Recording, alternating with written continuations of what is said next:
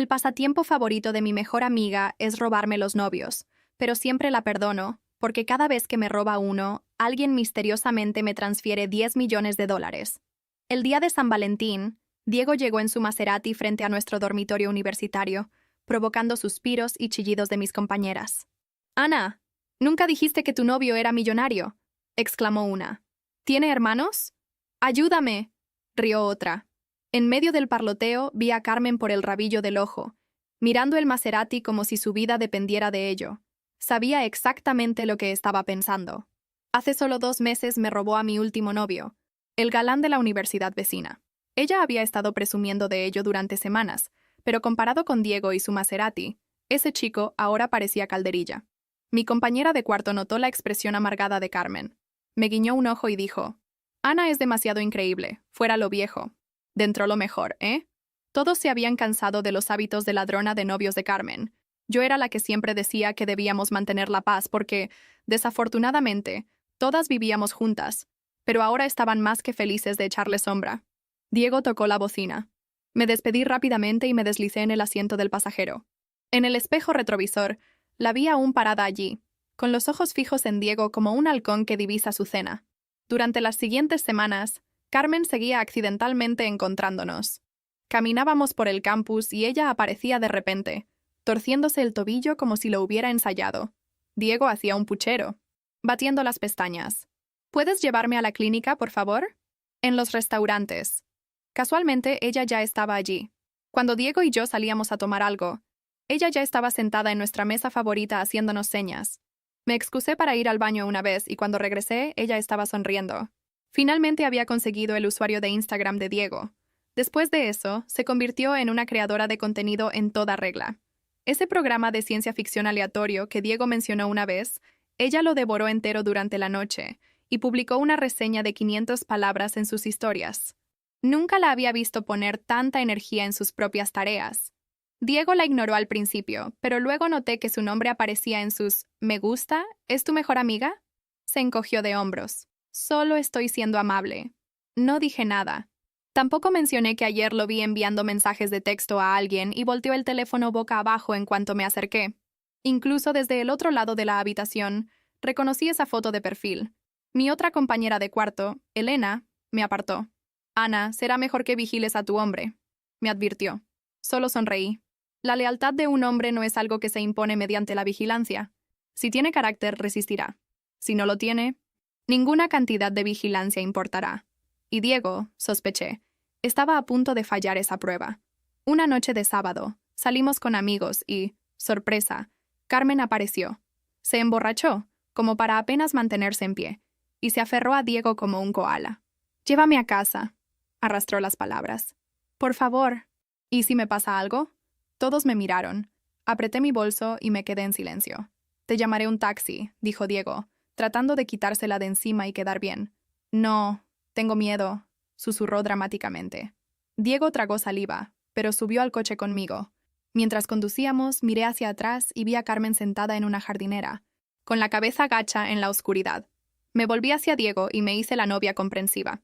«Carmen está en tu departamento, ¿verdad? Es como tu junior. Está muy borracha. Quizás deberías volver y ver cómo está, por si acaso». Diego parecía como si le hubiera dado una carta de salida de la cárcel.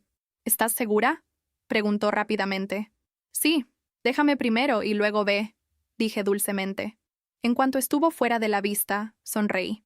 Exactamente a las 2 de la mañana, Carmen me envió una foto.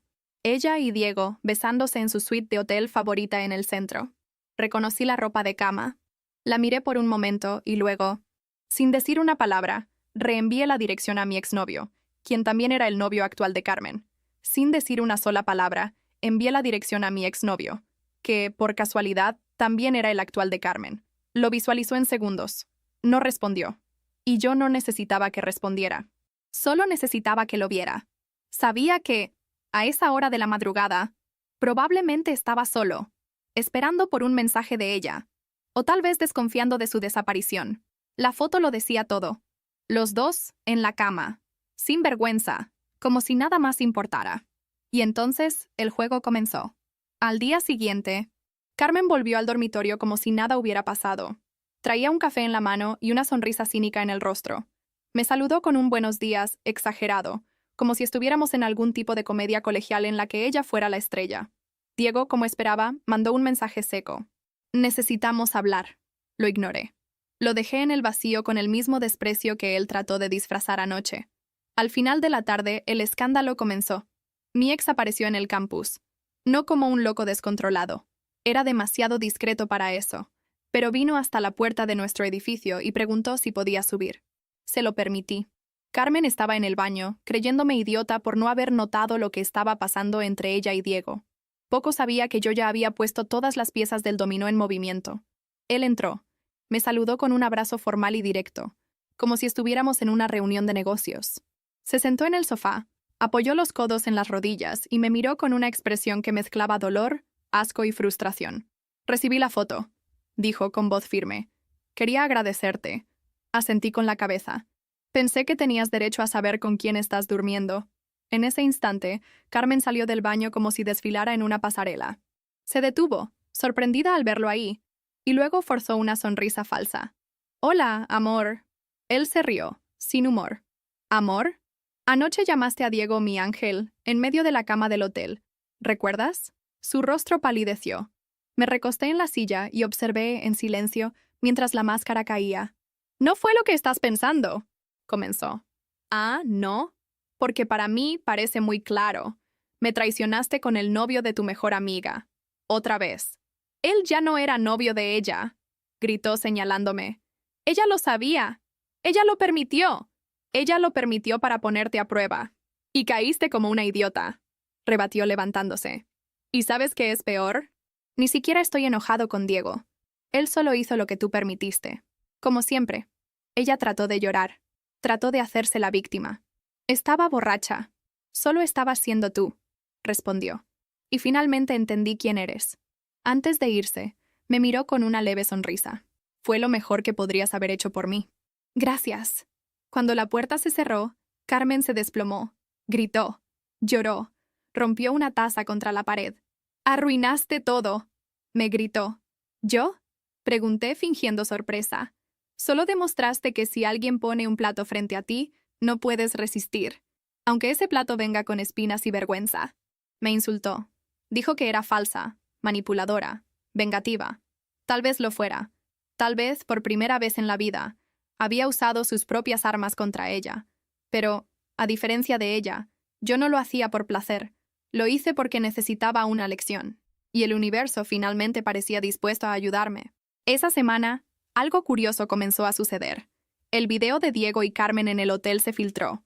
No fue por mí, lo juro. Pero alguien en el hotel, tal vez un empleado, tal vez una de sus amigas que reconoció a los dos, consiguió las imágenes de las cámaras de seguridad y las publicó en el foro local de la universidad. Con título y todo. Misteriosa pareja de traidores vista en suite presidencial mientras otros esperan en casa. Era lo suficientemente vago como para no ser removido, pero lo suficientemente específico para que todos entendieran. La noticia se extendió como fuego.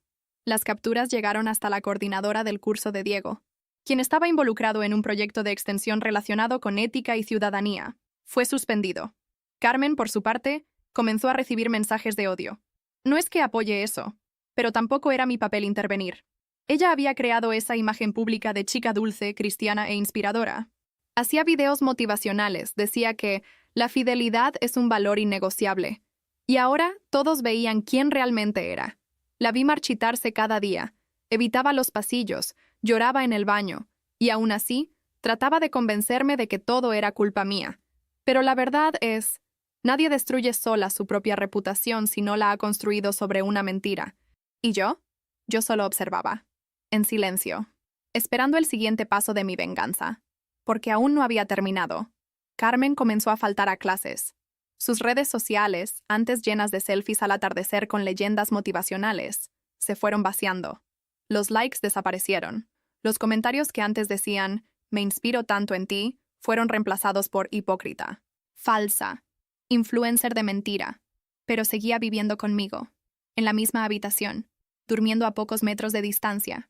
Y eso, por más que me doliera admitir, comenzó a molestarme más de lo que quería. No porque sintiera lástima, lejos de eso, sino porque fingía no entender que el daño que había causado era irreversible. Actuaba como si solo fuera una mala racha, como si todo fuera a mejorar con el tiempo, siempre que fingiera lo suficiente. Esa noche, me senté con mis otras compañeras de cuarto y decidí que ya era suficiente. Carmen se va, dije. Elena, que ya venía tragándose esa situación con dificultad, soltó un suspiro de alivio. Por fin, no era solo por venganza. Era por salud mental. Ya había aguantado demasiado a ella. Ella que robaba, mentía, lloraba y después fingía que nada había pasado. Y lo peor, siempre decía que la gente estaba en su contra porque tenían envidia. Conseguimos las pruebas. Capturas, fotos, hasta esa nota que dejó en mi mesa meses atrás, presumiendo por haber robado a Rodrigo de mí. Imprimimos todo y lo llevamos a la coordinadora de la residencia. Al día siguiente, Carmen recibió la notificación. Tendría que desocupar la habitación en hasta 3 días. Se volvió loca. «¡No pueden hacerme esto!», gritó. «Estoy emocionalmente destrozada». «Eso no te impidió manipular a medio campus», respondió Elena, fría. Me quedé en silencio, viéndola empacar sus cosas con rabia. Cada prenda doblada era una maldición susurrada. Cada vez que me miraba, era como si me atravesara con los ojos. Pero era solo el comienzo. Carmen pensaba que me había herido, que estaría destrozada por perder a Diego, que ella ganaría otra vez. Pero no sabía un detalle. Diego no era el premio. Era solo otra carnada.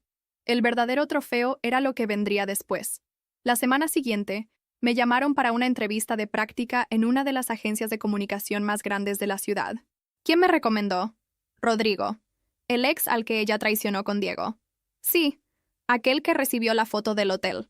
Se quedó tan impresionado con la forma en que manejé todo, calmada, elegante, sin escándalo, que me puso en contacto con su jefa. Entré al proceso de selección con ventaja. Y pasé. Comencé la práctica 2 días después de que Carmen fuera expulsada del dormitorio. Llegaba al campus sonriendo, con ropa nueva, con el bolso elegante que compré con el dinero de mi última transferencia misteriosa. Sí, los 10 millones llegaron de nuevo, como siempre. ¿Diego? Ah, él trató de volver. Mandó flores. Mensajes. Decía que fue un error, que estaba confundido, que el alcohol... La vieja cantinela. Borré todo. Nunca respondí. Pero, como el universo tiene su propio sentido del humor, descubrí que había reprobado 2 materias importantes por faltar a clases en las semanas en que estaba demasiado ocupado con Carmen. Tendría que suspender el curso y repetir el semestre siguiente. ¿Ironía? ¿Tal vez? ¿Karma? Con certeza. Pasaron meses. La vida siguió. Me volví efectiva en la agencia. Fui promovida e indicada para un intercambio de 3 meses en París. Mis compañeros del campus ahora me trataban con respeto. No como la chica que perdonaba traiciones, sino como aquella que sobrevivió al caos y salió más fuerte. Pero ¿sabes qué más me marcó? Fue encontrar a Carmen sentada en la acera de la biblioteca, semanas después. Había vuelto al campus solo para tratar de reconstruir su imagen. Vestía una sudadera amplia, ojeras profundas y una mirada vacía. Me vio de lejos. Trató de sonreír. Solo moví la cabeza en silencio y subí al auto con mi jefe. En ese momento me di cuenta. Ya no necesitaba más mi venganza. La vida ya había asumido ese papel mejor de lo que yo jamás podría. Y aún había más por venir, porque no todo había sido expuesto aún. Algunas semanas después de ese reencuentro silencioso frente a la biblioteca, recibí un email anónimo. El tipo de mensaje que te hace fruncir el ceño y releer 4 veces, solo para estar segura de que entendiste bien. El asunto era directo. No sabes todo lo que Carmen te hizo. Y el contenido, bueno, era una bomba. Alguien, no sé si por culpa, venganza o solo por el placer del caos, me envió capturas de conversaciones de Carmen con otra compañera de nuestro curso, Beatriz. Conversaciones que databan de meses antes de que todo pasara con Diego. Mensajes que probaban que todo había sido planificado desde el principio. Ella no solo había planeado acercarse a Diego, sino que había conspirado para alejarme de él.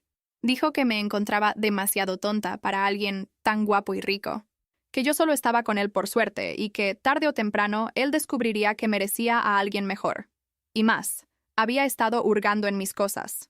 Ahí estaban fotos de mis trabajos, exámenes, informes, anotaciones, que fotografiaba a escondidas y decía que iba a adaptar para ayudar a amigas. Algunas tenían hasta el sello de la profesora, como si hubiera conseguido acceso a mis documentos del sistema interno. Todo esto mientras dormía a 3 metros de mí. Leí todo con el estómago revuelto. ¿Cómo alguien logra fingir tan bien, Cómo me miraba a los ojos, compartía el mismo baño, comía la misma comida y al mismo tiempo tramaba mi caída. La primera reacción fue rabia. Una rabia caliente, que me subió a la cabeza y me hizo querer levantarme y gritar. Pero ya no era la misma chica del comienzo del semestre. La muchacha que lloraba escondida en el baño mientras Carmen se exhibía como mejor amiga del mundo ya había muerto. Ahora era otra mujer la que estaba ahí, más fría, más estratégica. Archivé cada captura. Organicé todo en carpetas separadas, con fechas, nombres y descripciones.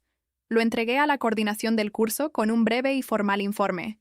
Y me limité a decir, esto debe interesar, especialmente si piensan en aceptarla de vuelta para el próximo semestre. La respuesta no tardó. En menos de una semana, recibí un email de agradecimiento y la confirmación de que la denuncia fue aceptada. El caso sería derivado a la Comisión de Ética Académica. No necesité hacer escándalo, ni publicar nada. La verdad comenzó a expandirse sola, porque Carmen nunca supo cuándo parar. Y la gente comenzó a unir las piezas. Alumnas vinieron hasta mí contando que ella ya había tratado de sabotear a otras chicas antes, que esparcía rumores, plantaba mentiras, copiaba textos y proyectos. Era como si estuviera siempre en competencia silenciosa con todas. Y cuando no lograba ganar, destruía.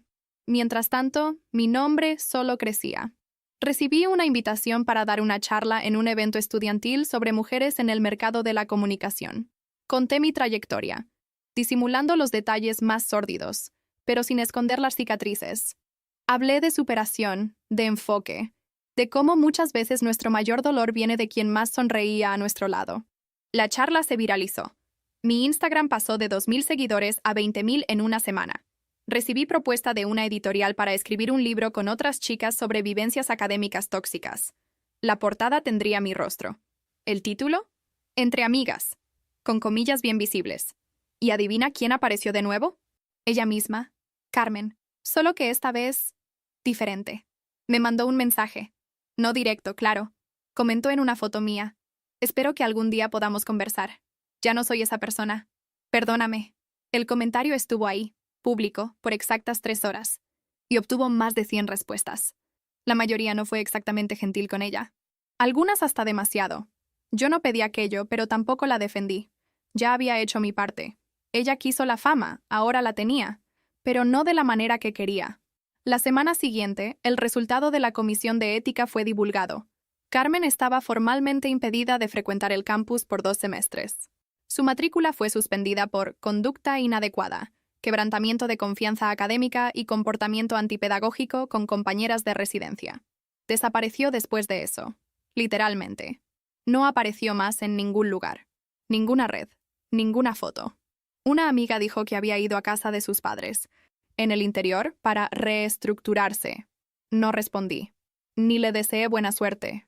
No porque fuera cruel, sino porque ella no es un personaje de película que merece redención solo porque lloró al final. A veces, la vida cobra exactamente como tiene que cobrar. Y en este caso, cobró con intereses. Pero lo más irónico fue lo que pasó 2 meses después. Otro depósito. Exactos 10 millones. A estas alturas te debes estar preguntando, ¿de dónde viene ese dinero? ¿Por qué siempre aparece después de que un novio me traiciona con Carmen? Y la respuesta, bueno, hasta hoy me hago esa pregunta. Tal vez un ángel de la guarda muy rico. Tal vez un pariente misterioso con sentido del humor. Tal vez solo una coincidencia bizarra. Pero confieso, estoy empezando a sospechar que, de alguna manera, el universo solo quiere verme ganar. ¿Y Carmen? Bueno, que rece para no acercarse a mi próximo novio. Porque la próxima vez, puede que no sea solo dinero lo que va a perder. El siguiente semestre llegó más rápido de lo que esperaba. Las clases volvieron, los pasillos cobraron vida nuevamente, y los rostros conocidos reaparecieron poco a poco, todos trayendo consigo nuevos cortes de cabello, nuevos dramas, nuevas amistades de verano. Pero algo había cambiado, y no solo en mí. Era como si todo el campus hubiera sentido el golpe de la caída de Carmen, aunque nadie hablara directamente sobre eso. Me convertí en una especie de referencia silenciosa. La gente me miraba con respeto, algunas hasta con admiración. Las profesoras me llamaban por mi nombre con un tono de orgullo contenido. Algunas alumnas me buscaban después de clases para conversar, pedir consejos, desahogarse sobre situaciones parecidas. De repente, yo era alguien. Pero lo que nadie sabía es que, por dentro, Aún quedaba una puntita incómoda, un residuo amargo que la justicia oficial, el alejamiento, el éxito y ni siquiera los depósitos inexplicables de dinero lograron borrar por completo. Porque, a pesar de todo, ella aún estaba suelta. Sabía dónde estaba. Conseguí acceso al perfil falso que usaba para stalkear a todo el mundo. Sí, la misma Carmen que decía «las redes sociales son tóxicas» había creado un perfil oculto, con nombre de flor y foto de paisaje. Y ahí, entre likes discretos en mis fotos antiguas y comentarios en publicaciones de excompañeros, observaba mi ascensión como quien ve la novela de alguien que destruyó con sus propias manos. Pero la diferencia ahora es que ella estaba en la platea, y yo era la protagonista. Y fue en ese clima que conocí a Daniel. Él no era un Diego, no tenía Maserati, ni sonrisa de comercial de perfume. Daniel era ingeniero de software. Gafas redondas, risa fácil y una inteligencia afilada. No me llamó la atención de inmediato, pero un día, después de una charla mía, vino a felicitarme. Habló algo sobre fuerza silenciosa y resistencia elegante. Y yo, acostumbrada a elogios vacíos, sentí por primera vez en mucho tiempo que alguien estaba mirando a quien realmente era. Comenzamos a salir discretamente. Nada de fotos, nada de etiquetas.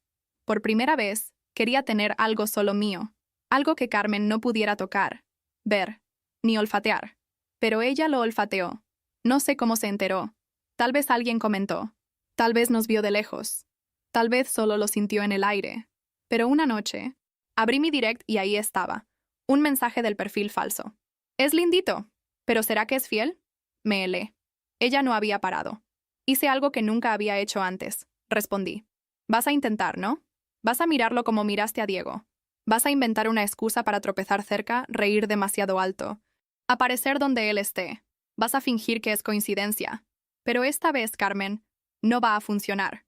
Porque esta vez, él no va a caer. Y aunque caiga, yo no caigo con él. Porque aprendí. ¿Y tú? ¿Aprendiste algo? Visualizó. Estuvo en línea. Escribió. Borró. Y nunca respondió.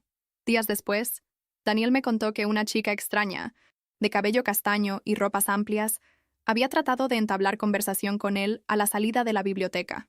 Dijo que quería saber sobre el evento de tecnología en el que él iba a dar una charla. Pero parecía medio desesperada, ¿sabes? Comentó. Y medio familiar. ¿Conoces a alguien así?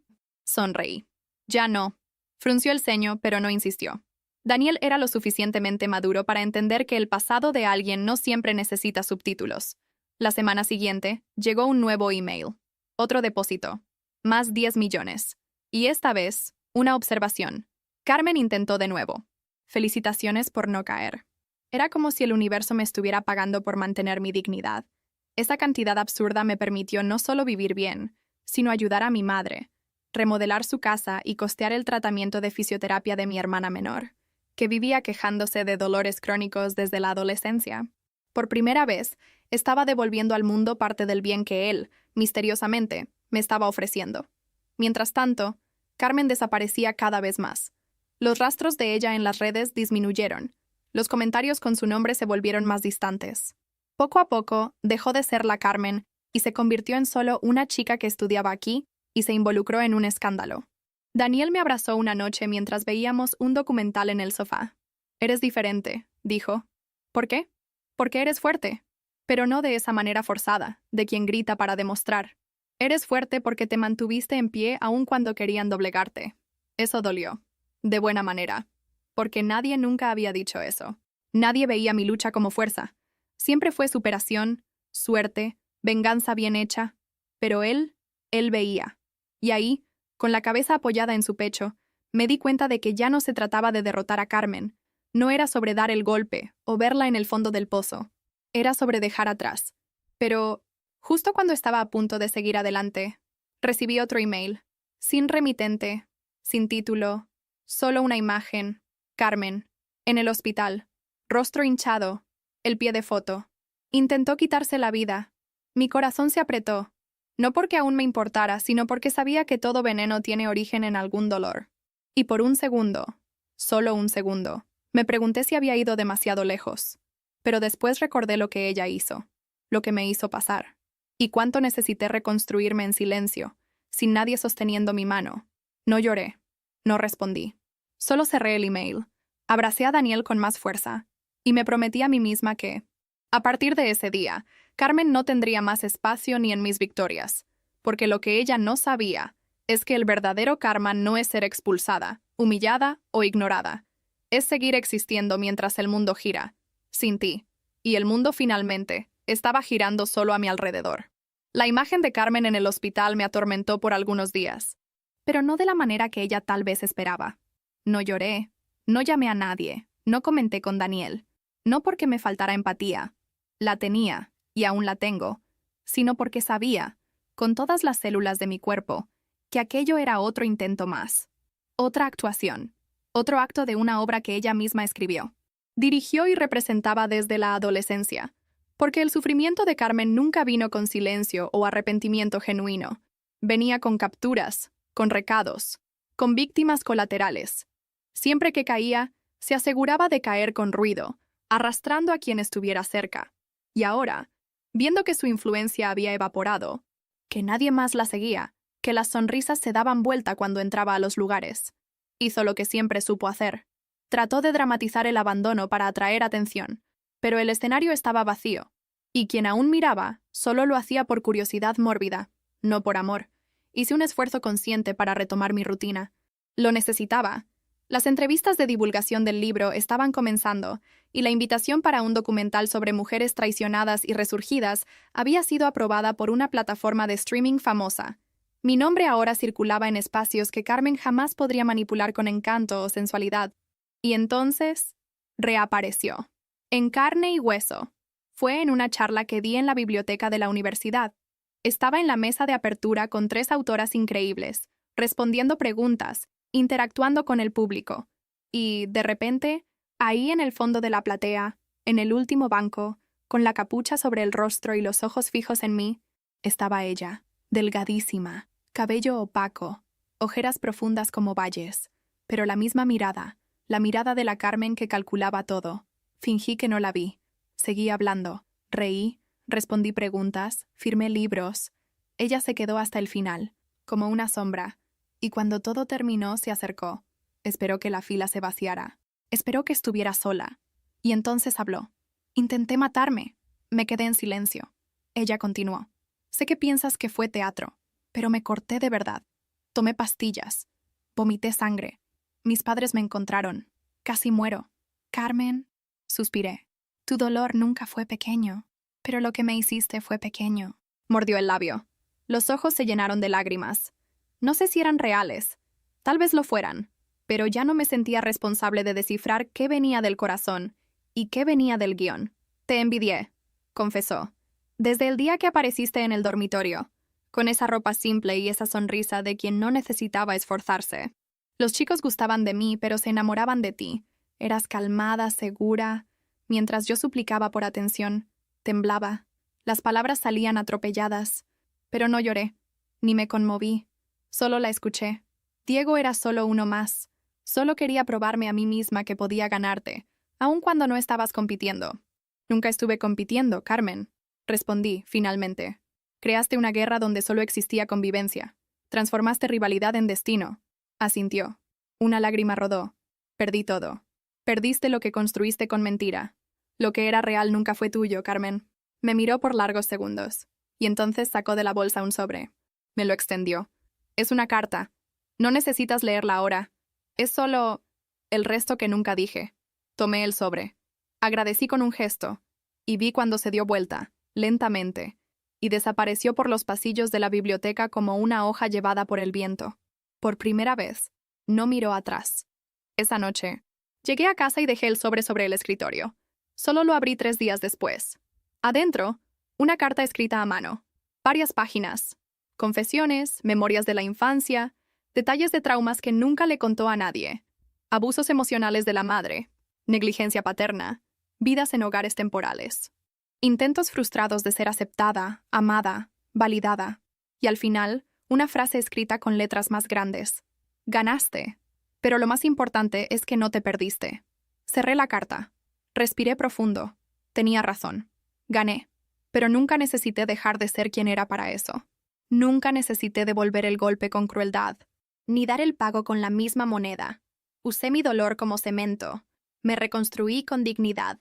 Carmen no fue lo peor que me pasó. Fue solo el espejo de mi antigua ingenuidad. Y cuando finalmente entendí eso, algo en mí se liberó. A partir de ese día, nunca más miré atrás. No porque olvidé, sino porque finalmente perdoné a mí misma. Y cuando Daniel me pidió matrimonio, un año después, frente a una audiencia de amigos verdaderos y familia presente, no hubo espacio para fantasmas. Solo hubo una certeza. Carmen pudo haber tratado de destruirme, pero al final, fue ella quien me hizo invencible. El pedido de matrimonio fue inesperado, pero, de alguna manera, parecía el punto final más justo de todo ese viaje. Daniel no hizo nada mirabolante, no alquiló un globo, ni apareció con fuegos artificiales. Simplemente me llevó a un parque donde solíamos caminar en los primeros meses de noviazgo. Me sentó en un banco antiguo de madera. Tomó mi mano y dijo: «Vi quién eras antes de que tú misma te vieras. Y si me lo permites, quiero seguir viendo. Todos los días, por el resto de mi vida». Y entonces sacó el anillo. Un solitario simple, sin exageración, pero con el brillo más limpio que jamás vi. Acepté, sin dudar. Por primera vez en mucho tiempo, no existía sombra alguna en mí sí. El compromiso no se convirtió en evento de redes sociales. Me aseguré de mantener todo discreto, íntimo, solo para los que realmente importaban. Tal vez, en el fondo, aún había un temor de que todo aquello pudiera desmoronarse. Después de todo, quien pasa por tanto caos, pasa a desconfiar de la paz. Pero Daniel era diferente. Con él todo era calmo, y la calma no me daba miedo, me daba esperanza. Pero claro, no todo podía ser solo flores. 3 semanas después del pedido, recibí una notificación. Una nueva seguidora en mi Instagram personal. El perfil tenía nombre común. Foto de planta. Ningún post. Pero algo en ese gesto me dejó inquieta. Abrí y fui directo a sus seguidores. Surgió un patrón. Varias excompañeras de curso. 2 profesores. Y entre ellos, él. Diego. Sí, Diego aún existía. Aún usaba las redes sociales. Aún trataba, de vez en cuando, de darle like a una foto antigua mía, tal vez solo para recordarme que, por algún momento, él fue importante. Pero ver ese perfil extraño siguiendo a todos ellos me encendió una alarma. Y no tardé mucho en descubrir qué era. Carmen estaba tratando de volver. Con otro nombre, otra imagen, otro discurso. Lo descubrí a través de una colega que trabajaba en una editorial local. Una joven escritora promisoria estaba enviando un borrador de libro titulado Renacida de las cenizas, la historia de cómo la envidia ajena casi destruyó mi alma. Usaba otro nombre, Isadora Meneses, pero la historia era absurdamente familiar. Tan familiar que, en varias páginas, mi nombre aparecía disfrazado como Anaísa y Daniel como David. La narrativa distorsionaba todo. Según el texto, yo era la villana envidiosa, controladora, que impidió que una joven brillante fuera feliz. Ahí estaba ella de nuevo, tratando de reescribir la historia para encajar en el papel de mártir. Podría haber demandado. Tenía pruebas, tenía testigos y un currículum limpio. Pero no hice nada de eso. Llamé directamente a la editorial. Pedí una reunión con la responsable y llevé conmigo todas las carpetas organizadas con las capturas, relatos y documentos del proceso universitario contra Carmen, que ahora se escondía bajo otro seudónimo. La editora, una mujer de ojos atentos y rostro sereno, leyó todo en silencio. Cuando terminó, dijo apenas: «Gracias por confiar en nosotros antes de tomar cualquier actitud pública. No vamos a seguir con el proyecto. Y quédate tranquila. No es la primera vez que alguien trata de venderse como víctima usando una mentira». Esa noche me senté en la cama, al lado de Daniel, y por primera vez en mucho tiempo, lloré. Lloré de alivio. Lloré porque, al final, no necesité devolver el golpe. No necesité ensuciarme. La verdad siempre encuentra una manera de respirar, aun cuando tratan de sepultarla con versiones falsas y dramatizadas. El matrimonio sucedió meses después, en un jardín al atardecer, rodeado de personas que vieron mi dolor, pero que ahora celebraban mi curación. Mi madre caminó a mi lado hasta el altar, con los ojos llorosos y sonrisa orgullosa. Elena fue mi madrina, y hasta Rodrigo, sí, aquel ex al que Carmen traicionó, estaba presente, con su nueva novia y una expresión serena de quien también había superado todo. Durante la fiesta, me alejé un poco de la multitud y fui a caminar sola por un instante, entre las luces colgadas en los árboles y las sonrisas danzantes, y entonces mi teléfono vibró. Un nuevo mensaje. Número desconocido. Oh. El texto, corto. Feliz por ti. Carmen. Leí. Releí. Respiré profundo. No respondí. No por desprecio, sino porque ya no había más conversación posible entre nosotras. El ciclo estaba cerrado. Ella trató de destruir mi nombre. Trató de destruir mi amor. Trató de destruir mi paz. Y falló en todos los intentos. Lo que no entendió, y tal vez nunca entienda, es que cuando finges ser fuego, puedes quemar por un tiempo, pero quien está hecho de brasa verdadera, sigue encendido aún cuando parece apagado. Hoy, vivo una vida simple, lejos de los reflectores, pero rodeada de amor, propósito y verdad. La historia con Carmen se convirtió en un capítulo cerrado, fuerte, doloroso, pero necesario. Y cada vez que veo a alguien tratando de rebajar a otra mujer para sentirse más alta, la recuerdo, no con odio, sino con la firmeza de quien sobrevivió. Porque mi venganza nunca fue verla caída, fue mantenerme en pie. Y eso, nadie jamás podrá borrarlo.